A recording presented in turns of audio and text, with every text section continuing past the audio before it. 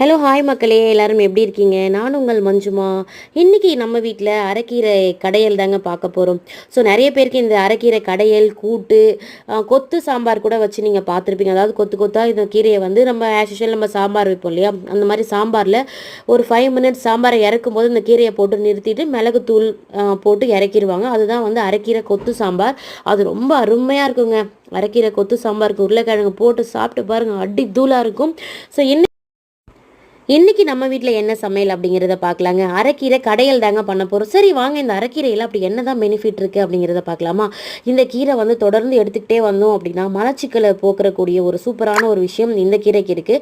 அது மட்டும் இல்லாமல் நிறைய பேருக்கு இந்த ஜலதோஷம்லாம் வரும் பாருங்கள். இந்த சீசனில் இந்த குளிர்கால சீசனில் இந்த அரைக்கீரையை தொடர்ந்து வாரம் ஒரு நாள் சாப்பிட்டுட்டு வந்தீங்க அப்படின்னா, சின்ன வெங்காயத்தோடு சேர்த்துட்டு வந்தீங்க அப்படின்னா சளி, குளிர் காய்ச்சல் இதெல்லாம் கண்டிப்பாக சரியாயிரும் அப்படிங்கிறாங்க. அது மட்டும் இல்லாமல் நிறைய பேருக்கு பித்தமால வாந்தி, மயக்கம் தொடர்ந்து சரி பண்ணக்கூடிய தன்மை இந்த அரைக்கீரைக்கு இருக்குங்க.